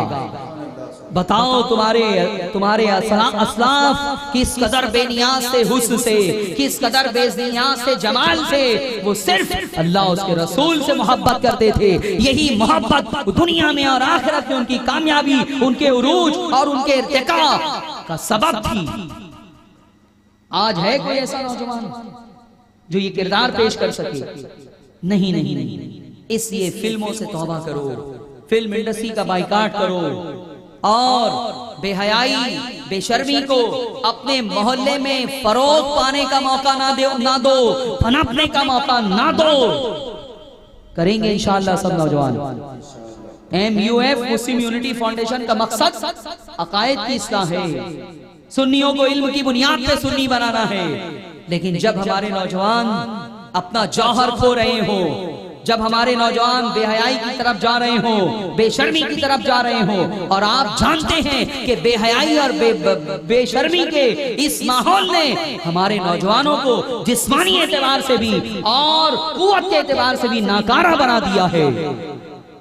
इसलिए कि इंसान की फितरत है कि जब वो बार बार किसी खूबसूरत चेहरे को देखेगा तो उसके जज्बात मुश्तइल होंगे, फिर उसके बाद वो अपनी तवानाई जाय करेगा। ये माहौल फिल्मी दुनिया ने दुनिया को फराहम किया है। इसलिए फिल्मी दुनिया एक मुजरिम है। जिन एक्टरों को आप इज्जत की निगाह से देखते हैं, ऐसे सारे एक्टरों को यूसुफ रजा अपनी जूती की नोक पे उड़ाता है। तुम्हारे दिल में अज़मत है, मेरे दिल में नफरत है। मैं जब देखता हूँ ये खान, वो खान, ये खान, मैं सोचता हूँ कि यही वो दय्यूस लोग हैं जिन्होंने हमारी कौम को बेहया बनाया है, बेशरम बनाया है और कुरान और सुन्नत से दूर किया है, बदकिरदार बनाया है। ऐसे खान नहीं, ये सारे शैतान हैं, शैतान है ये। खान कहते हो तुम उन्हें, खान नहीं, शैतान है। मैं अपनी उन बहनों से भी कहूंगा जो फिल्म इंडस्ट्री में काम कर रही है कि छोड़ दो, अल्लाह का अज़ाब बहुत जल्द तुम तक पहुंचने वाला है। मौत का शिकार होने वाली हो, मौत का क्या भरोसा है। अरे आज जिसे तुम मिस वर्ल्ड कहते हो, सुनो, ऐसी बहुत सारी हसीनाएं दुनिया में आई, लोग उनके ऊपर दीवाना वार जो है वो टूटे और उसके बाद वो भी मर गई और उसके चाहने वाले भी मर गए, वो भी सड़ गई, उसके चाहने वाले भी सड़ गए, वो भी जला दी गई और उसके चाहने वाले भी जला दिए गए। इसी तरह से ये मिस वर्ल्ड भी दुनिया की एक दिन इनके ऊपर मौत तारी होगी। जब मौत तारी होगी तो उनका वो जिससे तुम्हें बहुत प्यार हो गया है, मोहब्बत करने लगे हो, सुन लो, ऐसा बांस मारेगा, ऐसा बदबू मारेगा कि तुम वहां एक लम्हे के लिए भी खड़ा होना गवारा नहीं करोगे। वो मुसलमान होगी तो कब्र के हवाले की जाएगी, कब्र की मिट्टी का नमक ऐसी मिस वर्ल्ड के एक एक जुज़ को खा जाएगा, गला डालेगा, सड़ा डालेगा। 6 महीने के बाद अगर कब्र खोल के देखोगे तो वही जिसने तुम्हें गुमराह किया था वो इस हाल में नजर आएगी कि तुम्हारी चीख निकल जाएगी। और अगर हिंदू होगी, गैर मुस्लिम होगी तो वो जलाई जाएगी मिस वर्ल्ड। पहले उसका कपड़ा जलेगा, फिर उसका जिस्म ऐंठेगा, फिर उसकी खोपड़ी फटेगी और देखने वाले उसके ऊपर लर्जा तारी होगा कि कितनी खूबसूरत थी ये, कितनी हसीन और जमील थी ये, कितनी दुनिया की हसीन तरीन औरतों में शुमार था इसका। लेकिन आज क्या हाल हो रहा है, जलने के बाद, उसकी राख देखने के बाद तब तुम्हारी आंख खुलेगी, तब तुम इबरत हासिल करोगे कि इसने कितने नौजवानों को बेहया बनाया, इसने कितने नौजवानों को गुमराह किया, इसने कितने नौजवानों को गलत राहों पे डाला, इसने कितने नौजवानों को बदचलन बनाया। आज इसका खुद हाल ये है। देख लो, मुसलमान हो तो भी और हिंदू हो तो भी। क्या ये हकीकत नहीं है? ये उठते हुए जनाजे जिसे तुम डाल के आ जाते हो कब्र की चार दीवारी में, अरे 6 महीने के बाद कभी कब्र खोल के देख लो क्या हाल होता है उनका। जो मंजर नजर आएगा कब्र में, वो मंजर देखना भी तुम बर्दाश्त नहीं करोगे। तुम्हारी कुव्वते जब्त जवाब दे देगी। इसलिए मुसलमानों, अल्लाह से डरो। या अय्युहल्लज़ीना आमनू कू अनफुसकुम, कुरान ने इन तमाम अंजाम के सिलसिले में तुम्हें हुक्म दे दिया है। ऐ ईमान वालो, अपने आप को बचाओ। कू अनफुसकुम, अपने आप को बचाओ। व अहलीकुम, अपने घर वालों से बचाओ। किससे बचाओ? वक़ूदुहन्नास वल हिजारा, उस आग से जिसका ईंधन इंसान और पत्थर है। ये वो आग है कि जिसमें इंसान डाले जाते हैं तो वो भड़कती है, पत्थर डाले जाते हैं तो वो भड़कती है। जहन्नम के उस आग से अपने आप को बचाओ। नौजवानों, ये लज्जत, ये वक्ती लज्जत है। तुम रसूलुल्लाह के दीवाने हो, रसूलुल्लाह ही के दीवाने बने रहो। दुनिया का कोई हुस्न तुम्हें मुतासिर ना कर सके, दिल की कैफियत बदल ना सके। इस्लाम ने तुम्हें एक का इंतखाब करने का हुक्म दिया है। जिंदगी में एक साथी का इंतखाब कर लो, निकाह कर लो, ईमान महफूज हो जाएगा। और फिर उसके बाद अपनी ख्वाहिशात की तकमील सिर्फ उस एक वजूद से होनी चाहिए जो जायज होगा, जो निकाह के जरिए तुम्हारे करीब आई है। बस यही एक मुकद्दस रिश्ता है। उसके बाद अपनी निगाहों को बचाओ, अपनी फिक्र को बचाओ, अपने मिजाज को बचाओ, अपने दिमाग को बचाओ। ये माहौल इस कदर पुरफितन हो चुका है, इस कदर पुरफितन हो चुका है कि तुम बहुत जद्दोजहद करोगे तब जाके बचा सकोगे। माहौल तुम्हें बचने नहीं देगा। इसके लिए नेक माहौल में आ जाओ, नेक माहौल में आ जाओ। गुनाह, बदकिरदारियां, सियाकारियां जितनी कुव्वत के साथ तुम्हें अपनी तरफ खींच रही हैं, उतनी ही कुव्वत के साथ नेकियों की तरफ खींचने वाली कोई तहरीक भी होनी चाहिए। नौजवानों को बचाने वाली कोई तहरीक भी होनी चाहिए, वरना नौजवान इस माहौल में नहीं बच सकते। ये मोबाइल जो तुम्हारे हाथों में है, ये गुनाहों का एक बहुत बड़ा जरिया है। ये मोबाइल की कंपनियां भी तुम्हारे हया के ऊपर डाका डाल रही है, तुम्हें बदचलन बनाने की कोशिश कर रही है। मैसेज आता है इसमें, पूजा से दोस्ती करनी हो तो ये दबाओ, नेहा से दोस्ती करनी हो तो ये दबाओ, हेना से दोस्ती करनी हो तो ये दबाओ। और 9 रुपया चार्ज, 11 रुपया चार्ज कमाने का इन्होंने धंधा बना लिया है। एक नौजवान जब ये देखता है तो सोचता है कि पता नहीं कितनी खूबसूरत होगी ये लड़की, कम से कम बात तो करके देख लूं मैं। नहीं नौजवानों, हंसने की बात नहीं है ये रोने की बात है। इस तरह से हमारे नौजवानों को बदचलन बनाया जा रहा है। कैसे बचोगे? एक तरफ इंटरनेट है, एक तरफ टीवी है, एक तरफ मोबाइल है, एक तरफ फिल्मी दुनिया है, एक तरफ पोस्टर है, एक तरफ नंगे अखबारात हैं, एक तरफ आपके सामने मैगजीन है, मंथली है। कैसे बचाओगे अपने आप को? सिर्फ और सिर्फ अल्लाह का डर हमारे दिल में जब तक ये डर ना हो, उस वक्त तक हम अपने आप को नहीं बचा सकते। अल्लाह हमारे दिल में अपना डर पैदा फरमा दे, अपना खौफ पैदा फरमा दे, गुनाहों से बचने वाला बना दे, सियाकारियों से बचने वाला बना दे। आइंदा जुमा को फिर इस मौजू को मैं आगे बढ़ाऊंगा। आप आएंगे इंशाअल्लाह। चौहान कॉलोनी, इंदिरा गांधी हॉस्पिटल के सामने जो अंदर रास्ता जाता है, बस सामने ही है वो। वहां पे एक स्कूल है गरीब नवाज, उसके ग्राउंड में प्रोग्राम है। आप सब आएंगे इंशाअल्लाह। और एक ऐलान और समाज फरमाएं, हमारी जमात के बहुत बड़े आलिम दीन हजरत अल्लामा रईसुल तहरीर मुराद इस्लाम हजरत अल्लामा अरशदुल कादरी अलैहि रहमा की ये किताब ज़लज़ला जो बड़ी अहम किताब है, ये आज तक उसी पुराने अंदाज में छप रही थी। मुस्लिम यूनिटी फाउंडेशन की तरफ से इसे कंपोजिंग करके इंतहाई शानदार अंदाज में जो है वो छापा गया है। ये किताब बड़ी अहम किताब है, हर सुन्नी के पास इसका होना जरूरी है। हर नौजवान इस किताब का मुताला करे। देवबंदियत का बेनकाब चेहरा अल्लामा अरशदुल कादरी अलैहि रहमा ने बड़े मौसर अंदाज में इसमें पेश कर दिया है कि देवबंदी कहते हैं कि औलिया से मदद मांगना शिर्क है, अंबिया से मदद मांगना शिर्क है, और वो आ नहीं सकते, मदद नहीं कर सकते, सुन नहीं सकते। ये सारे फतवे अंबिया और औलिया के बारे में दिए जाते हैं। लेकिन देवबंदियों का हाल ये है कि खुद अपने बुजुर्गों के बारे में उनका नजरिया ये है, अकीदा ये है कि उनका बुजुर्ग मर गया है तो भी कब्र फाड़ के देवबंद में आ सकता है। उनके बुजुर्ग मरने के बाद भी अपनी मैडम के लिए मिठाई का डब्बा लेके कब्र से आए हैं। अरे ये कब्र में मिठाई की दुकान कैसे खुल गई? इनके बुजुर्ग, आपने कभी सुना है किसी मुर्दे ने कब्र के अंदर होम्योपैथिक डिस्पेंसरी खोली हो? ये देवबंदियों के यहाँ मौजूद है। क्या आपने कभी सुना है कि कोई कब्र वाला मुर्दा जो ऊपर कब्र पे आता है उससे मजाक करता है? सुना है आपने? क्या आपने कभी सुना है कि किसी मुर्दे ने कब्र के अंदर एटीएम खोल के रखा हो कि जो पैसा मिल जाए? ये सारी चीजें देवबंदी अपने बुजुर्गों के बारे में मानते हैं, लेकिन हमारे नबी के बारे में, हमारे गौस के बारे में, ख्वाजा के बारे में, जुनैद बगदादी के बारे में नहीं मानते।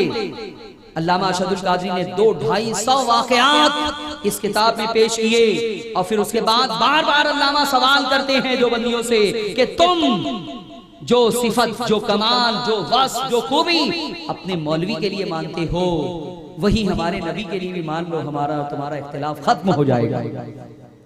तो अब हम ये तहरीक चला रहे हैं, ये 2-3 रोज पहले ही छप कर आई है, बड़ी खूबसूरत है हर एतबार से, बड़ी अहम किताब है। बहारे शरीयत और ज़लज़ला, ये 2 किताब हर मुसलमान के घर में होनी चाहिए। कितनी किताब? बहारे शरीयत बोलिए और ज़लज़ला। इसकी कीमत 160 रुपया होनी चाहिए मार्केट के एतबार से, लेकिन हमने कम रखी है कीमत सिर्फ 120 रुपया, ताकि ज्यादा से ज्यादा आम कर सके। पूरे मुल्क में हम इसको फैलाना चाहते हैं। MUF के अराकीन यहाँ लेके बैठे हैं। आज यहाँ सिर्फ 100 रुपए में आपको ये किताब मिलेगी। मैं आपसे गुजारिश करूंगा कि आप इसे जरूर हासिल करें यहाँ से। और ये आप जानते हैं कि कोई किसी का ये पर्सनल कारोबार नहीं है, जैसा उम्मन इससे ऐलान हो जाता है मुकर्रिर का। आप जानते हैं मैं तो तकरीरों का नजराना भी नहीं लेता, अल्हम्दुलिल्लाह। तकरीरों का नजराना क़यामत के दिन मैं अपनी और अपने वालिदैन की शक्ल में, शफाअत की शक्ल में रसूलुल्लाह से ले लूंगा। पूरे मुल्क में मैं जा रहा हूँ नजराने के लिए नहीं, फी सबीलिल्लाह जा रहा हूँ मैं, फी सबीलिल्लाह। व्हाट्सएप के जरिए से मेरे प्रोग्रामात की तफसीलात आपको पता होंगी कि हर हफ्ते बाहर का एक प्रोग्राम होता है, और अब तो इतनी कसरत हो गई है कि हफ्ते के बीच में भी तारीख देनी पड़ती है। पूरे मुल्क से फोन आ रहे हैं। ये फी सबीलिल्लाह काम हो रहा है। ये जो किताब है या जो सीडियां होती है, इसका प्रॉफिट, इसका नफा भी दीन और सुन्नियत के कामों में, MUF के कामों में सर्फ होता है। लिहाजा सरफराज भाई यहाँ बैठे हैं, ये लेकर आप इसे जरूर हासिल करें, खुद भी पढ़ें, दूसरों को भी दें, और इसे जो है वो अपने घर में जरूर रखें। आपकी आने वाली नस्लों तक भी ये किताब पहुँचनी चाहिए। अल्लाह ताला हमारे ईमान की हिफाजत फरमाए, हमारे अमाल की हिफाजत फरमाए, हमारे दिल को अमाल सालिहा की तरफ माइल फरमा दे, हमारे दिल में अपना खौफ और खशियत पैदा फरमा दे, हम पर रहम व करम फरमाए। वमा अलैना इल्लल बलाग। खड़े हो जाएं। जवाब देना हुजूर ने मना फरमाया, उनके पीछे नमाज पढ़ना सरकार ने मना फरमाया, उनकी नमाजे जनाजा पढ़ना सरकार ने मना फरमाया, उनके साथ खाना पीना, ये 6 डीलिंग जो बद मजहब हो, यूसुफ रजा नहीं, नबी जो है वो मना कर रहे हैं। लिहाजा जो बद मजहब है उनके साथ खाना पीना, सलाम करना, सलाम का जवाब देना, निकाह करना, ताल्लुकात रखना, ये सब रसूल अकरम सल्लल्लाहु अलैहि वसल्लम ने हराम, नाजायज मना फरमा दिया है। आप इससे बचें।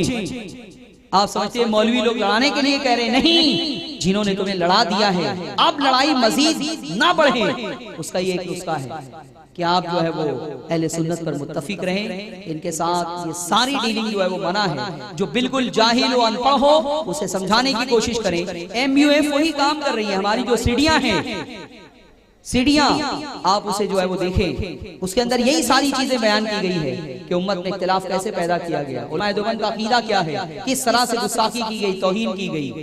तो वो सारी सीढ़ियों को देखें, इंशाअल्लाह आपका ईमान मजबूत होगा। आप इत्तिहाद के लिए मैदान में आएंगे कि आप अहले सुन्नत का बंटवारा हम होने नहीं देंगे। एक एक फर्द को बचाना हमारी जिम्मेदारी है। अल्लाह ताला हमें बदमज़हबों से महफूज रखे।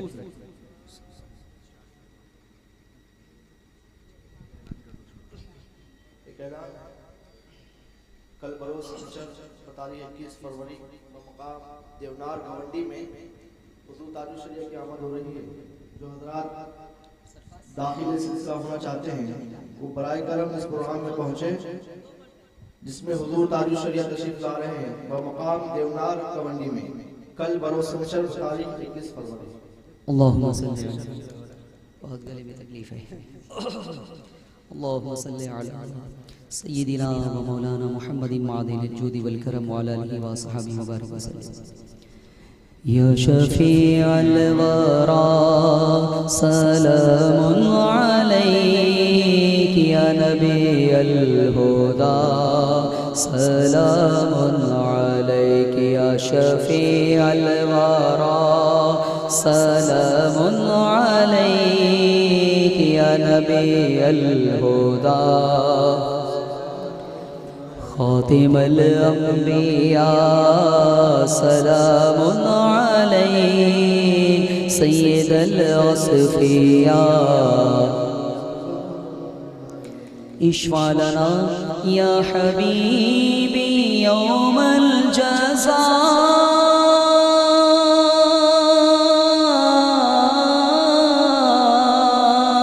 इश्फा लना या हबीबी यौमल जज़ा अंत शफीउना सलामुन अलैक या शफीअल वरा सलामुन अलैक या नबियल हुदा कुशिफत मिनका ज़ुल्मतो ज़ालिमा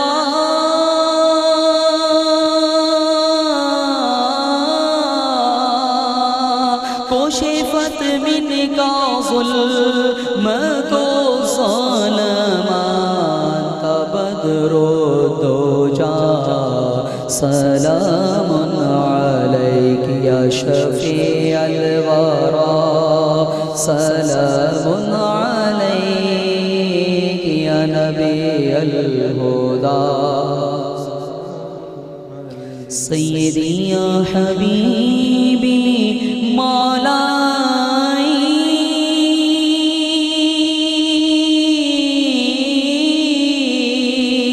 सय्यदी या हबीबी मौलाई कुल्लुना लक फिदा सलामुन अलैक या शफीअल वरा सलामुन अलैक या नबियल हुदा वाजिबुन हुब्बुका अलल मखलूक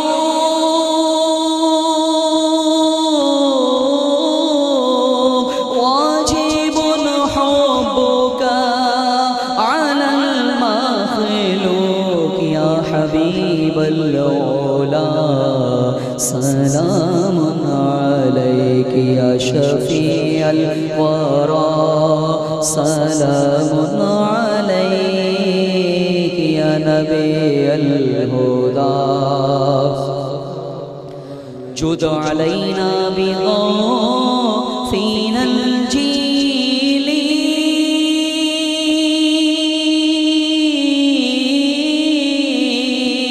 जुद अलैना बिग़ाफ़िनल जीली जद गौसिल वरा सलामुन अलैक या शफीअल वरा सलामुन अलैका या नबियल हुदा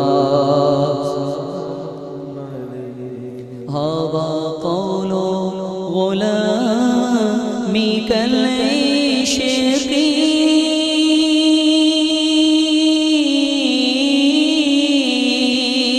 हादा क़ौलु गुलामिकल इश्क़ी या रसूल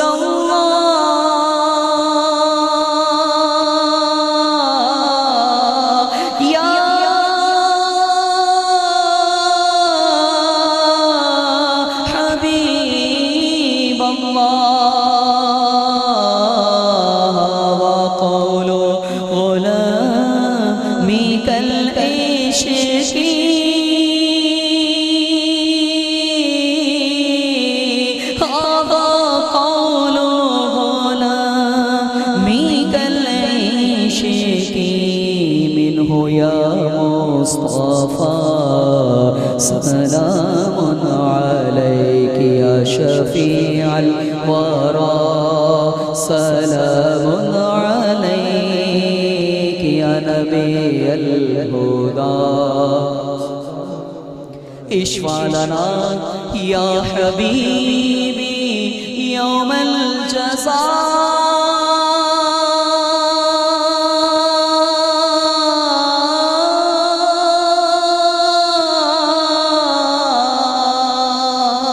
इश्फ़ा लना या रसूल अल्लाह या अबा ज़हरा इश्फ़ा लना